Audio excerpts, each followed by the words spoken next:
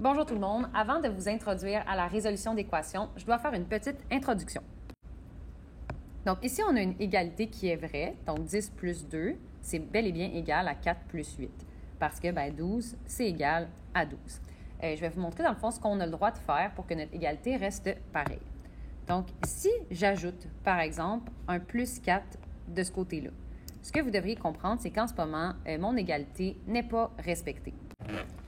Parce que 10 plus 2 plus 4, ça fait 16. Et de l'autre côté, ça me donne 12. Donc, mon égalité n'est pas respectée. Par contre, si je faisais un plus 4 aussi de l'autre côté, là, ça fonctionnerait. Parce que 10 plus 2 plus 4, ça fait 16. Et c'est égal à 4 plus 4 plus 8, qui fait 16 aussi. C'est la même chose pour la soustraction. Donc, si jamais tu veux absolument faire, par exemple, 1 moins 3 de ce côté-là, pour que ça reste égal, il faut que tu fasses aussi 1 moins 3 de l'autre bord. Si, par exemple, tu faisais 1 moins 2 à la place, vous allez voir que ça ne fonctionnera pas. Donc, si on fait 10 plus 2, 12, moins 3, ça fait 9, ce n'est pas égal à 10. Donc, pour que ça soit égal, il faut vraiment que vous soustrayez la même chose des deux côtés. Maintenant, on va voir ce qui se passe avec la multiplication et la division. Donc, si tu décides de multiplier par 2, le premier terme, dans le fond, de mon équation qui est ici, puis que tu décides de faire la même chose de l'autre côté, est-ce que ça marche? Est-ce que ça ne marche pas? On va aller regarder. 2 fois 10, ça fait 20, plus 2, ça fait 22. Et de l'autre côté, 2 fois 4, ça fait 8, plus 8, ça fait 16.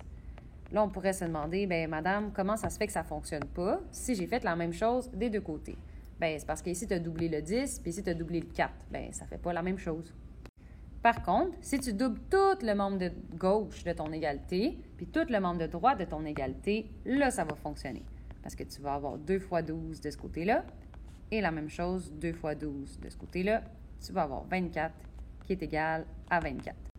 Ce qui est à retenir, en fait, c'est que tu as le droit de multiplier par 2 tout le côté gauche si tu multiplies par 2 tout le côté droit.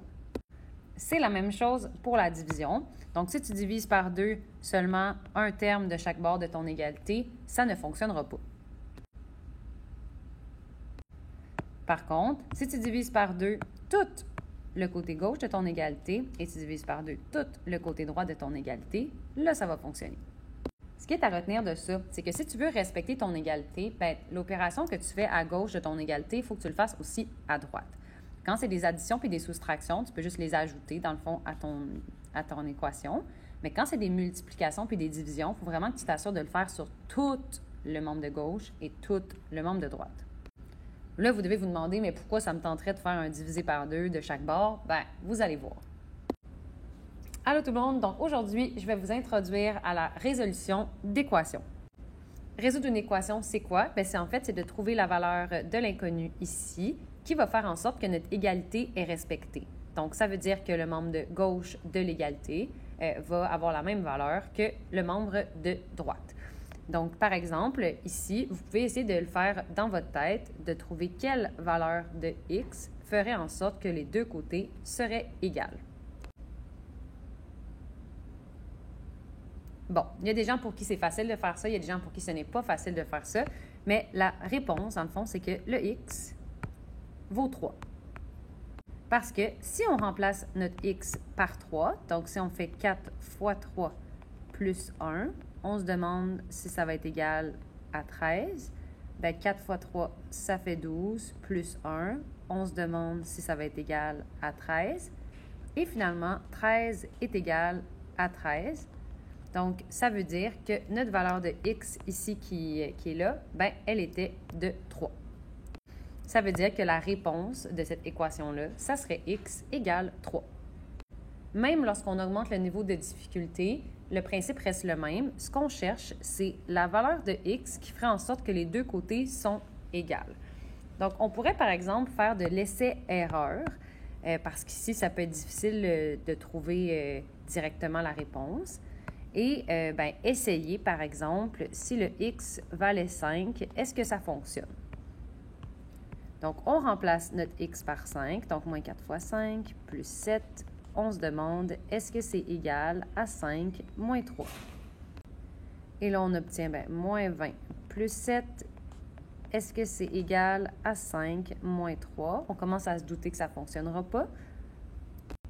Et on obtient moins 13. Et de ce côté-là, on a 2. Donc, ça veut dire que la solution de notre équation qui était ici, ce n'est pas 5. Parce que quand on remplace le x par 5, les deux côtés ne sont pas égaux. On pourrait continuer de faire de l'essai-erreur, mais ce n'est pas une technique qui est efficace parce que si la réponse, c'était, par exemple, moins 2 sur 13, ça serait vraiment long avant que tu essaies cette réponse-là. Donc, ce que je vais vous apprendre aujourd'hui, c'est à résoudre une équation sans faire de l'essai-erreur. Donc, je vais t'apprendre une technique qui est efficace. Pour ceux qui doutent encore qu'une technique efficace est nécessaire, en fait, c'est qu'à un moment donné, on va devoir résoudre des équations qui ressemblent, par exemple, à celle-ci. Et sans technique, ça serait presque impossible de trouver la réponse, ou en tout cas, ça serait vraiment long. Avant de vous montrer cette merveilleuse technique, je dois vous montrer qu'est-ce que les opérations inverses. Avant de vous montrer la technique, je dois vous montrer c'est quoi les opérations inverses. Une opération inverse, c'est une opération qui va aller annuler une opération qui a déjà été faite. Donc, par exemple, si on veut annuler un plus 2, l'opération inverse d'une addition, c'est une soustraction. Donc, on va faire moins 2. Parce que moins 2 plus 2, ça s'annule. Dans le même ordre d'idée, si on veut annuler un moins 2, l'opération inverse va être 1 plus 2. Si on veut annuler un fois 2, l'opération inverse de la multiplication, c'est la division. Donc, on va diviser par 2. Et finalement, l'opération inverse d'un divisé par 2, c'est 1. Gardez ça en tête. Vous pouvez même le print screener si vous voulez. Ça va être vraiment important pour être capable de résoudre notre équation.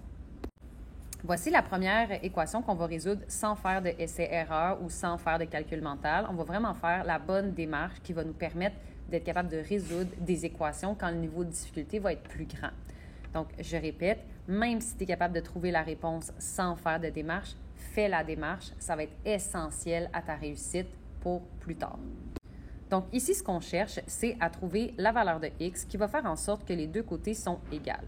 Donc, ce qu'on cherche, c'est qu'on a 4 fois un certain nombre plus 1 qui donne 41. Donc, oui, évidemment, la réponse va être 10 parce que 4 fois 10 plus 1, ça fait 41. Donc, ce que vous devez vous imaginer, c'est qu'on va faire certaines démarches pour arriver finalement à la réponse x égale à 10, puisque quand je remplace le x par 10, c'est la valeur qui fait en sorte que les deux côtés sont égales. Mais comment on fait cette démarche-là? En fait, ce que vous devez comprendre, c'est qu'on cherche à avoir le x seul de son côté de l'égalité et la réponse de l'autre côté. Donc, on souhaite avoir un x seul ici et un terme constant de l'autre bord. Ça va être le premier principe en algèbre. On va vouloir avoir les termes algébriques d'un côté de l'égalité et les termes constants de l'autre.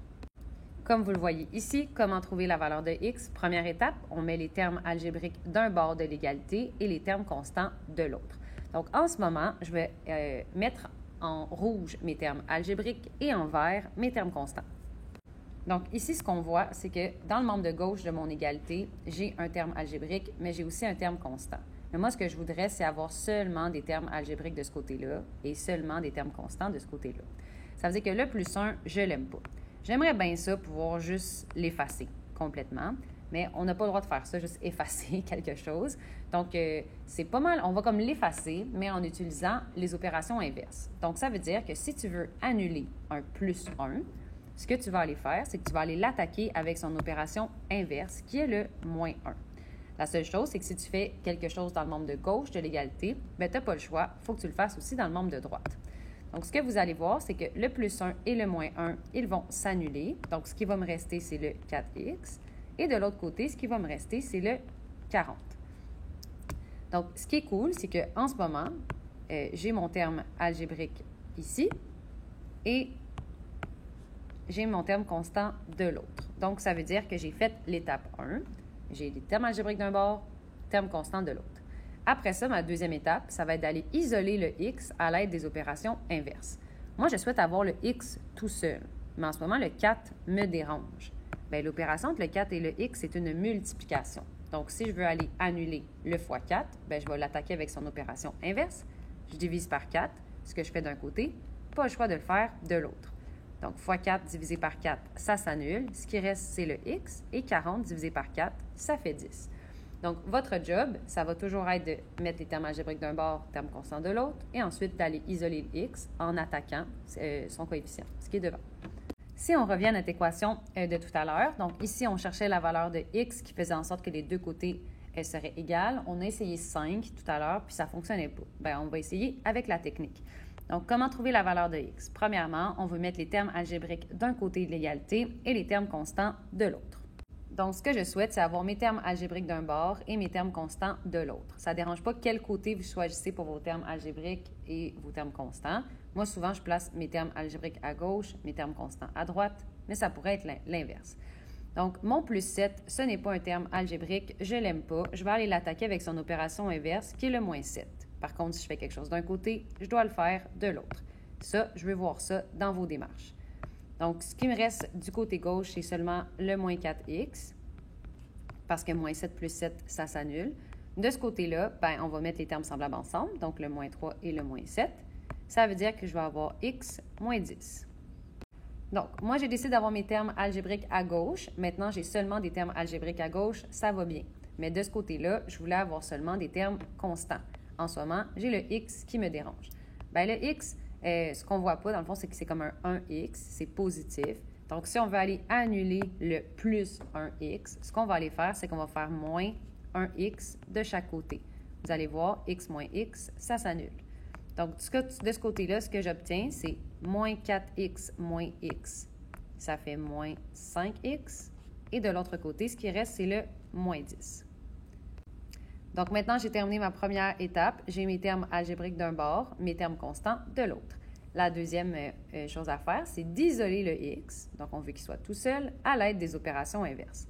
Donc, en ce moment, ici, je veux le x tout seul. Ce que j'aime pas, dans le fond, c'est le fois moins 5. Donc, pour annuler le fois moins 5, ben, je divise par moins 5 de ce côté-là. Je divise par moins 5 de l'autre.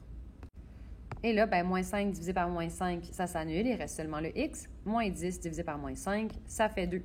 On peut aller vérifier notre réponse. Moins 4 fois 2, ça fait 8. 8 plus 7, ça fait moins 1. Fait que ce côté-là, ça fait moins 1. Et 2 moins 3, ça fait moins 1 aussi. Donc, ça fonctionne.